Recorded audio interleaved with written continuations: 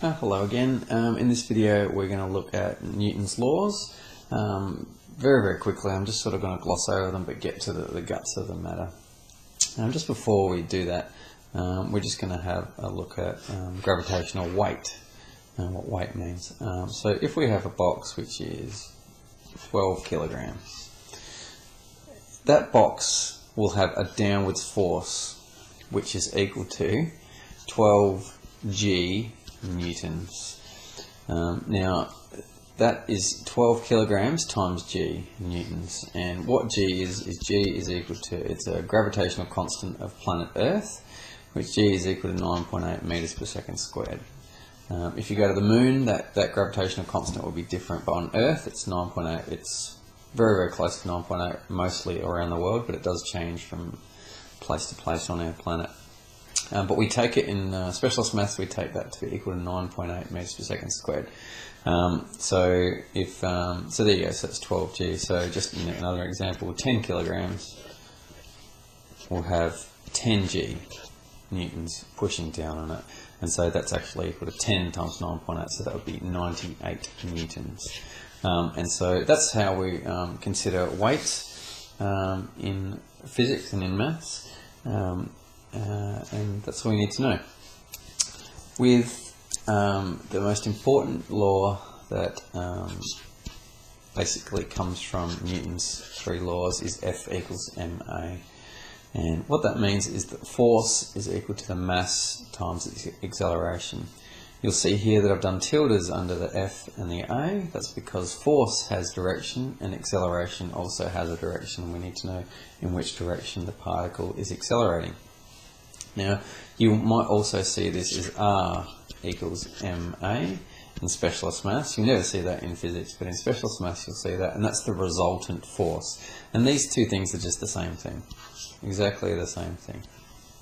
So don't get too worried about it, but it's more specific in specialist maths because it's the resultant force. In other words, you need to add all the forces up together that are acting on a particular particle, and that is equal to its mass and times acceleration. So that's key to know that. So resultant force is R. You might also see it as F net, so the net force on something, or sigma force, something like that in physics. It's the sum of all forces. R equals ma. Let's just do a quick example of that. And so let's just say three forces are acting on a three forces. Let's go F1 is equal to 2I plus j, making up some rubbish. Second force is equal to negative I plus j, and force 3 is equal to 5I minus j. And don't forget tildes on all those forces because they're all vectors. So you've got three forces acting on a 2 kilogram mass. Let's find the acceleration.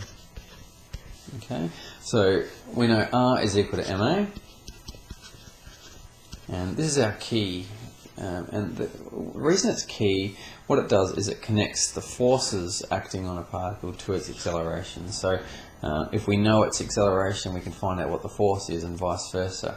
It's the key link between force and motion. So let's look at this. Let's find out what our resultant force is, and we just need to add our resultant forces together. So we have 2I plus j minus I plus j plus 5I minus j. So we're just adding those three forces together is equal to mass times acceleration. Our mass is 2 and acceleration is unknown, so that's what we're trying to find. Let's add them all up. We've got 2I minus I, so that's I plus 5I, so that's 6I. We've got plus j, plus that's 2j, so that's just plus j is equal to 2a. Divide by 2, and so we get 3I plus half j. And so that's my acceleration. The acceleration vector is 3 in the horizontal and half, so we get some acceleration in sort of that direction. And so that's basically how that equation works. So that's R equals ma. If you're ever trying to connect force to motion, use that equation. Add up all the forces together and let R equals ma to find your acceleration. Normal force. Next sort of thing you need to know what normal force is. Whenever you have some sort of surface and an object sitting on a surface, then what we have, let's go 10 kilograms. We have a downwards force of 10g. We already know that. Now, because it's not moving, remember we've got R equals ma. Now, if that object is not moving in the up and down direction, then the acceleration is 0. So that must mean that the resultant force is equal to 0. What that means is that the upwards force, there must be some upwards force which is keeping that 10 kilograms in place. So there must be an upwards force of something that is equal to what is being pushed down. So a 10g force being pushed up, if it's not moving. We'll come back to that in a second. Now, what we call this force, where a surface pushes against the gravitational force pushing down, we call that the normal force. And so anytime something's sitting on a surface, on a table, or you're standing in an elevator or whatever it is, the floor of the elevator or the table that's holding the book is pushing up against gravity. It's holding up. And again, if it's not moving, then that normal force is just simply equal to whatever the downwards force is. And it's something that people find a little tricky to understand. But once you do understand normal force, it makes all physics much easier. And the best way to describe this situation is by looking at the elevator question. So it's a classic question where you have an elevator. And so let's go with this elevator, and we've got some dude in our elevator. Let's say that he weighs 50 kilograms. Okay, so we've got mass is equal to 50 kilograms. And we just want to look at what the normal force is in 3 different situations. So we want to calculate the normal force when, firstly, when the elevator is not moving. Not moving. For part B, we'll look at it when the elevator moves up, just to quickly, with an acceleration of 2 meters per second squared. Okay, so it's going to go up. And lastly, let's have a look at what happens when the elevator is moving down with an acceleration of 2 meters per second squared. Okay, so we're going to look at those 3 situations, and just so you can, this will perhaps help understand what normal force is and sort of how it works. So, firstly, the elevator is not moving. Because it's not moving, we have a resultant force is equal to ma, right? 0 acceleration, so that means that R is equal to 0. Okay, so we have no resultant force. That means whatever is pushing down is also equal to what is pushing up. So look at the first situation, so I'll just draw it again. Standing in our elevator, what is the downwards force? Well, the downwards force is equal to his 50 kilograms, so it's 50g. The upwards force is our normal force N. Okay, so let's have a look at the resultant force. Resultant force, we have R equals 0. So upwards, let's say up is positive for all these questions. Up is positive, so you've got N in the positive direction. In the negative direction, you have 50g. So we have N minus 50g must be equal to 0. Your total force is equal to 0. Therefore, if we solve this, N is equal to 50g. Just taking that over, nice and simple. 50g approximately equal to 50. Let's just never do this, but approximately 10, so that's around about 500 newtons. Okay, so roughly equal to 500 newtons. In specialist maths, you take it to be 9.8. Never take it to 10.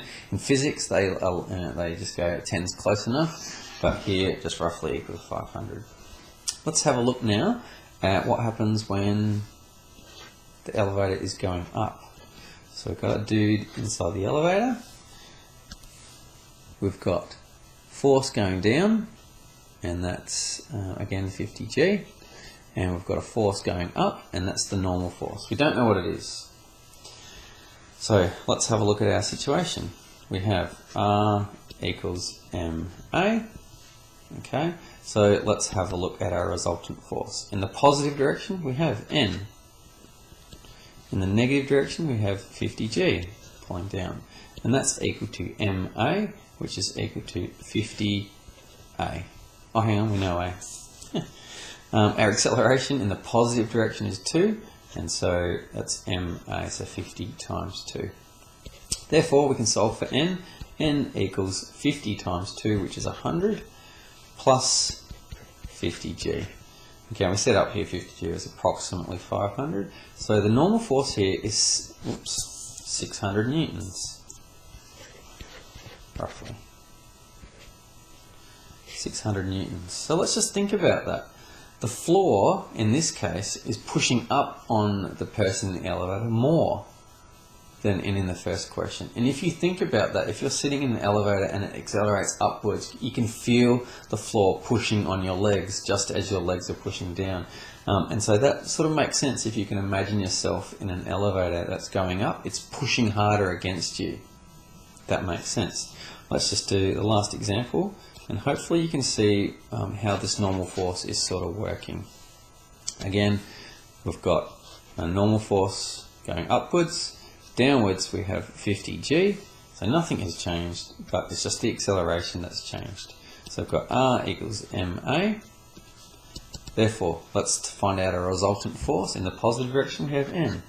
In the negative direction we have 50G.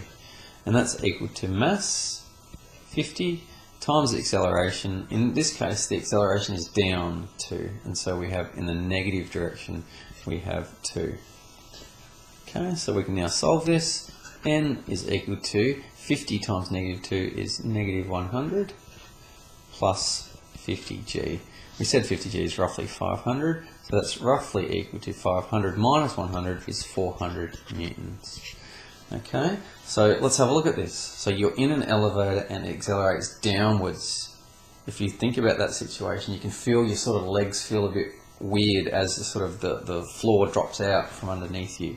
And so the floor is not pushing up against you as hard as when you're standing still. And so this all makes sense. 500 newtons when it's not moving. If it's going upwards, it's pushing harder up against you. It's your weight pushing against it. That's 600 newtons. If it goes down, it's sort of dropping out from beneath you, and it's 400 newtons. And so this is a really clear example of how normal force works and how this formula works really, really well to describe the connection between force, the resultant force, and acceleration. Hope that makes sense.